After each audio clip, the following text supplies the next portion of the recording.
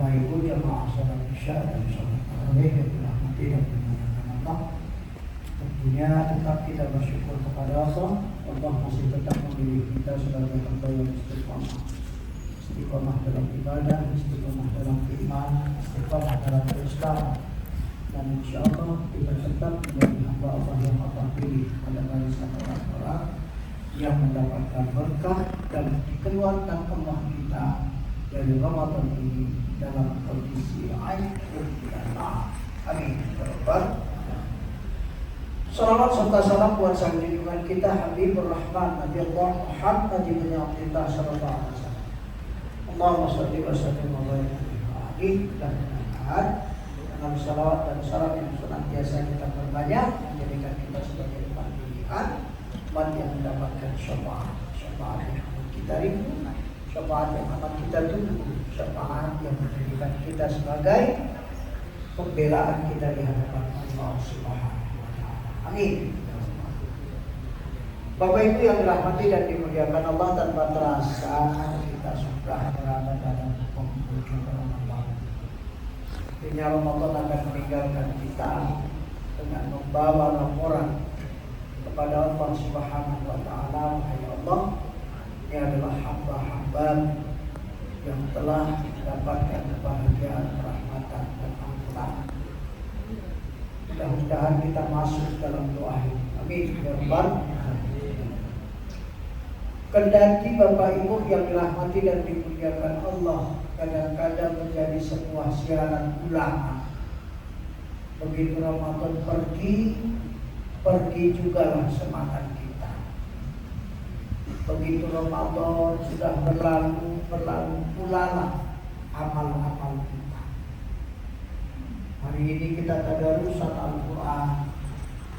Hari ini kita menjadi temannya Al-Quran. Hari ini kita menjadi temannya muzaki, orang-orang yang berzakat. Hari ini kita adalah teman-temannya yang selalu mengadukan setiap malam, Allahumma innaka afuwwun karim tuhibbul afwa fa'fu anna ya karim.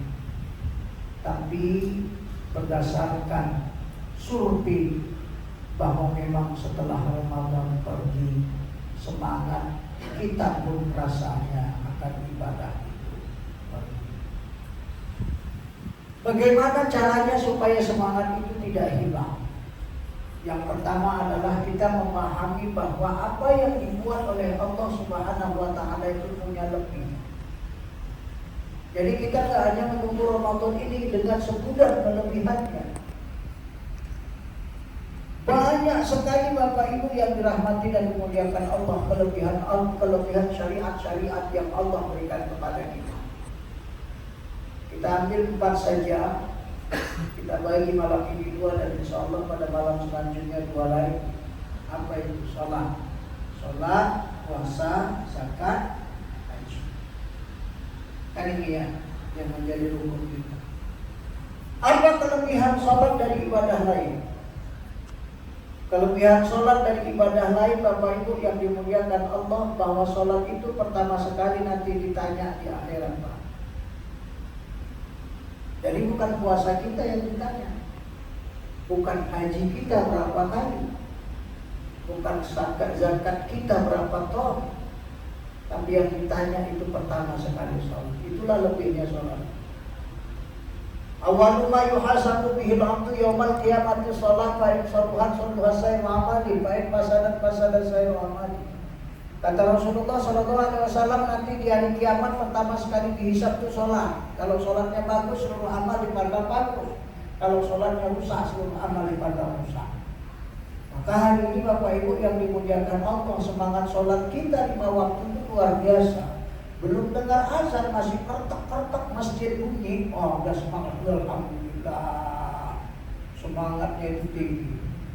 Zuhur jam 1:30, tarawih asar, asar maghrib, rupanya itu ubahnya.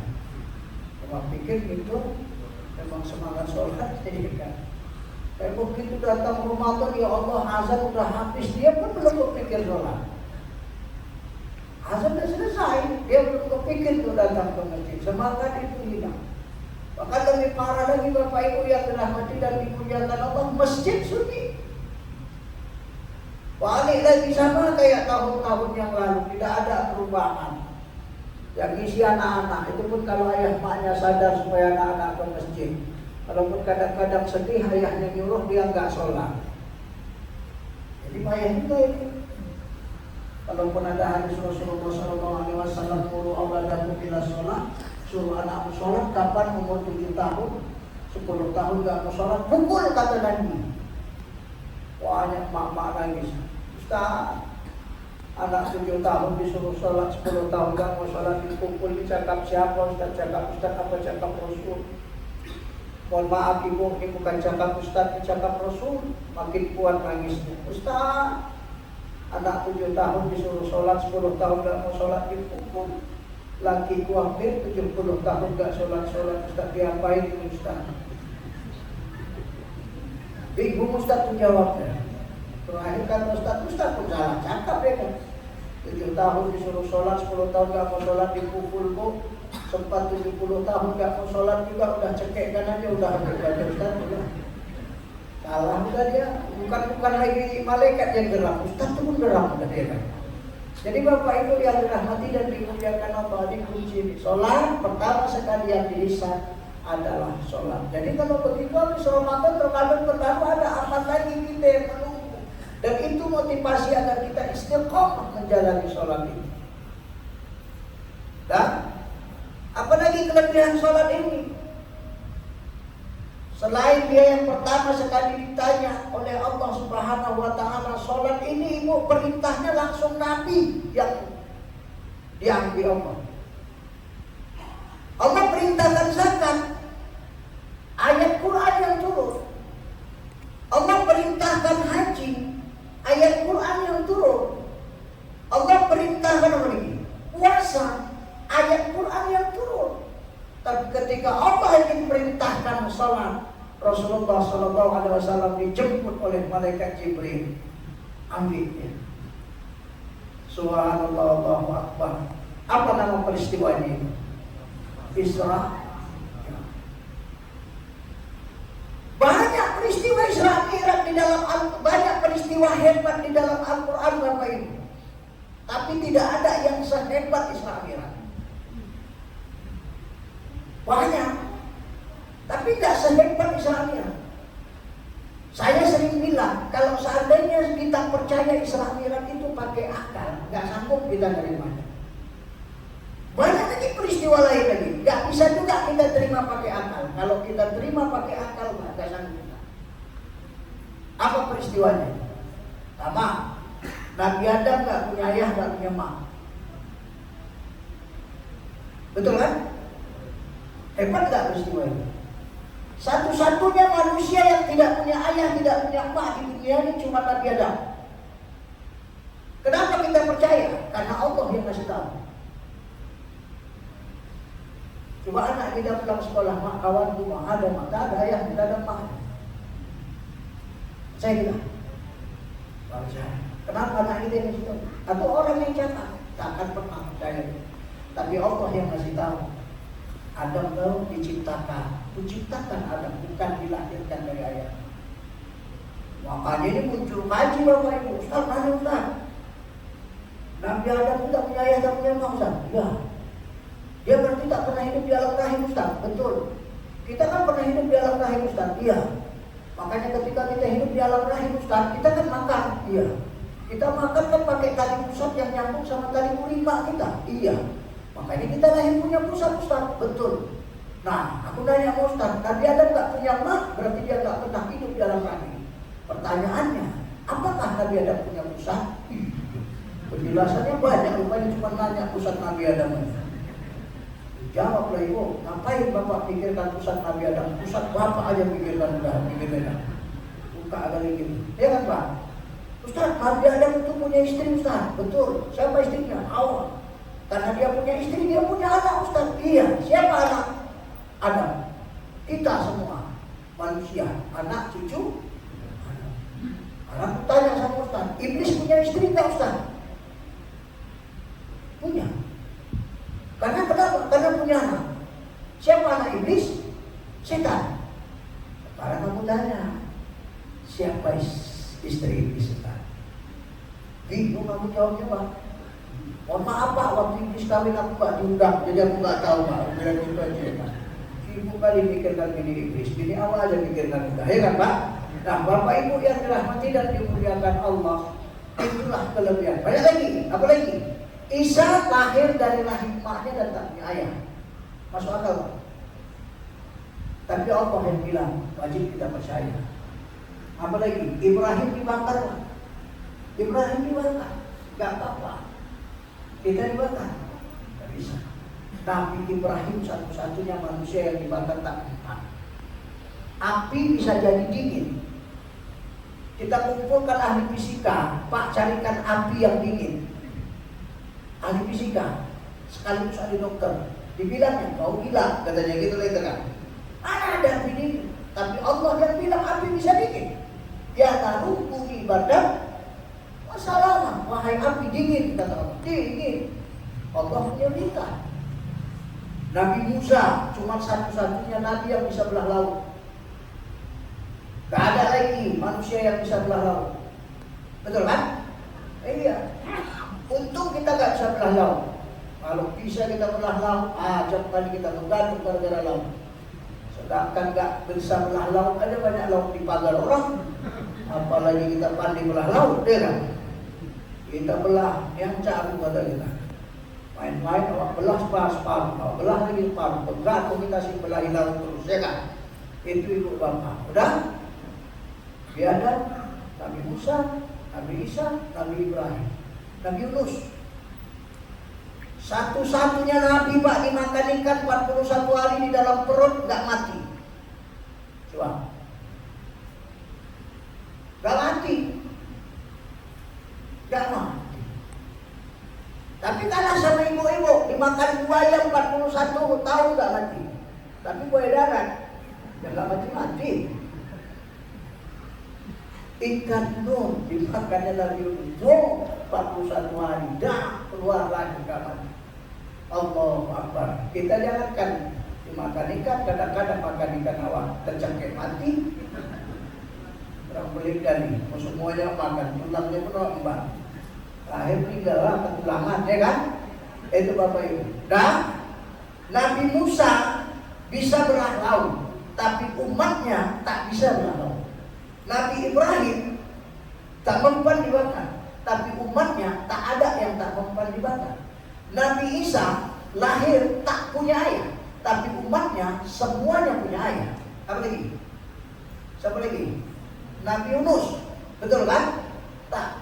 Dimakan ikan 41 hari dalam kondisi tak mati.